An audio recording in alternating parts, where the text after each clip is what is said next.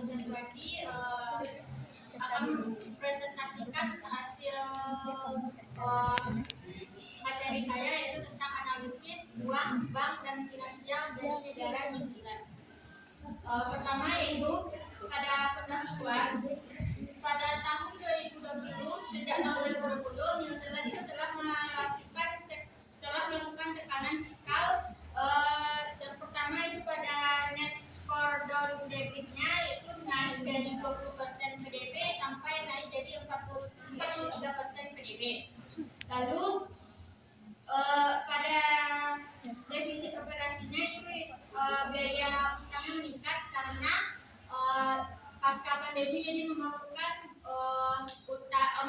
biaya lebih untuk membiayai ekonomi di negara New Zealand. Selanjutnya lonjakan utang pemerintah juga naik dari 20% menjadi 43%. Sistem keuangan negara New Zealand itu mencakup pajak, utang, alokasi belanja, dan juga pertanggungjawaban. Adanya 3 fungsi utama dari sistem keuangan tersebut adalah pertama alokasi, seperti dana pendidikan, pendekatan dan infrastruktur. Yang kedua distribusi, dapat dilakukan dengan pajak, subsidi. Yang ketiga yaitu stabilitas, pemerintah dapat melakukan dengan pengendalian inflasi dan pengangguran. Negara New Zealand keuangannya itu berbasis bank, bukan berbasis pasar, di mana regulasinya itu lebih mudah karena konsentrasi lebih sedikit di entitasnya. Negara New Zealand memiliki 5 bank besar, yaitu AMF, BNZ, ASB Bank, Westpac NZ, dan Bank. 4 diantaranya yaitu bank hasil dari pemodalan Australia, dan 1 yaitu Bank, yaitu bank yang memang bank dari domestik New Zealand. Selanjutnya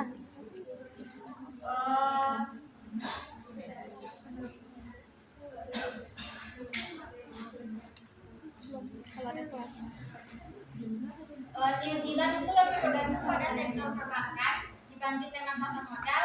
Cirinya itu bank menjadi sumber utama pada pembiayaan ekonominya. Sebagian besar aset itu berada pada bank besar yang terdiri dari ANZ, BNZ, dan tadi.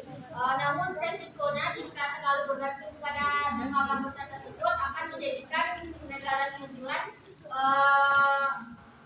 beresiko jika terjadi masalah pada bank tersebut.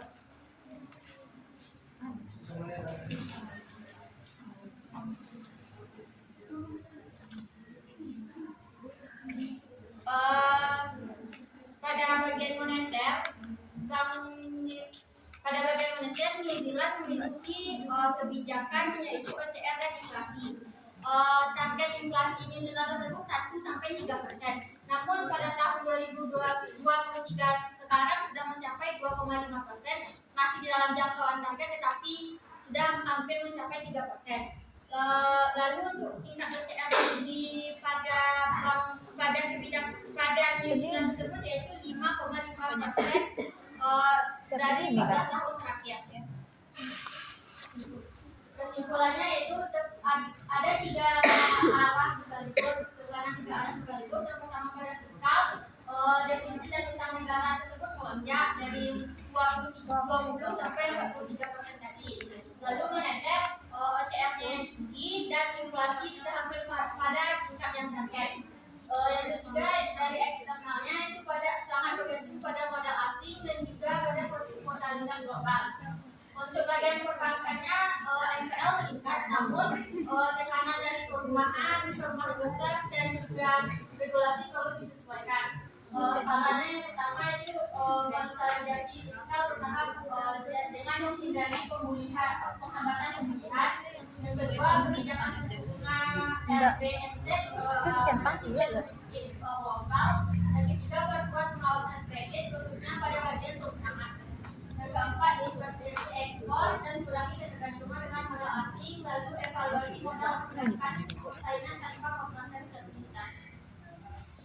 Sekian dari hasil saya. Apabila ada kesalahan, saya mohon maaf. Assalamualaikum warahmatullahi wabarakatuh. Waalaikumsalam warahmatullahi wabarakatuh.